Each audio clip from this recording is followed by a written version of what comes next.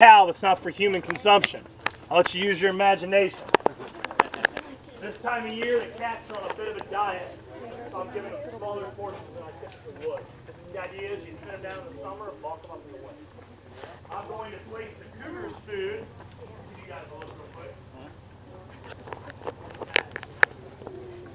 He's gonna drink the blood. I'm going to place the cougar's food kind of in this general area, maximizing everybody's view, hopefully. And then I will attempt to safely get out of his cage, let him come in and start eating, and I'll come back out here and tell you all about mountain lions and all about the cougar and answer questions, all right? Give me just a moment to do this properly. He's answering questions. I'm asking if I have going in. Maybe Daddy will. And we're going to turn off the cougar sprinkler so that... Get off my head. Ready? Go. How's that now?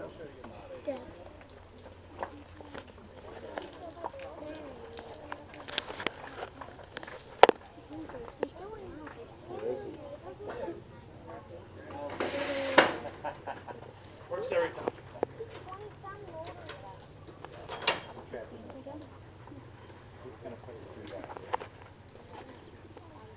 Alright, if you guys can see this, you should be able to see him eat. And he looks pretty excited today, although this hot, humid weather is hard on him. He's pretty active, and that would lead me to believe that he's probably going to be pretty dramatic. He might even pounce on his food, let out a good growl. It's always a crowd pleaser, so he might be real excited for you. I hope he does. Get him.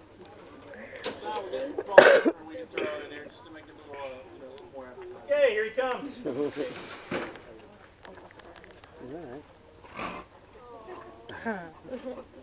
Those of you who've never met Cougie before, he's a 210-pound male mountain lion.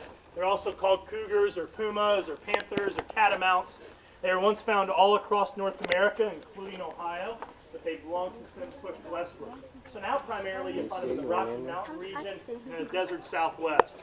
But originally they were here and they would have fed on deer and elk as a main food source. These guys could take down a 400 or 500-pound elk on their own, certainly not have a problem with a white-tailed deer. So one of the reasons we have more white-tailed deer in Ohio today than any time before in history is because predators like this are out of the ecosystem. Not to say it's practical to bring them back, but if they were still around, we would not have nearly as many deer. They're a very athletic animal. They can jump 15 feet vertically in the air, 45 feet horizontally across the ground. They can take a fall from over 80 feet, land on all fours, and continue running. Their top speed is 30 to 35 miles an hour. Their territory is 150 square miles. Very widely distributed, very athletic predator. With all that in mind, somebody thought Cougie would be a good pet. So he was in someone's backyard in Dayton, Ohio. And then the cute little kitten grew up. Unfortunately, since he'd been declawed, he couldn't be returned to the wild. He was brought to us in '96 when he was 2 years old. And the main challenge with having a 210-pound mountain lion in captivity is trying to keep him sharp and active. He'd be a lazy house cat if we let him. He meows and purrs and hisses, uses a 4x5 foot litter box. I come in every morning and he lays on his back and purrs, wants me to scratch his belly. He's a big baby and we're all guilty of letting our guard down and treating him more like a pet than we should. We just have to remember that potentially he's still a very dangerous animal. And we do a lot to try to stimulate him. A lot of enrichment. He's got a lot of toys and obstacle center act lift. 80-foot running, get access to for exercise. That's all very important for his well-being. So we try to keep him as sharp and active as we possibly can. 16 years old is certainly getting up there for a mountain lion, and he is showing his age a little bit. He's a little arthritic, which is probably from him being declawed early on. He's got a little bit of arthritis. He's quit grooming himself. He's got some dreadlocks on his back and on his neck. That's a pretty common trait in older felines. They tend to quit doing that, quit grooming themselves. Now my plan is to clip him, but I'm going to have to wait till he's sedated. I don't want to sedate him just to clip him. The next time I have him sedated for a medical reason, I'm going to clip him. Now I have to rely on me being in there with him every once in a while and trying to pull those tufts of fur out, and he's not a big fan of that, so I do it very limitedly. Hopefully eventually I can get him groomed. Short of that, dreadlocks and a little arthritis, for a 16-year-old mountain lion, he's in pretty good shape. He's really a pretty healthy animal, all considering. He's definitely getting up there though. They've been known to live to be in their 20s, but 16 is definitely an old mountain lion.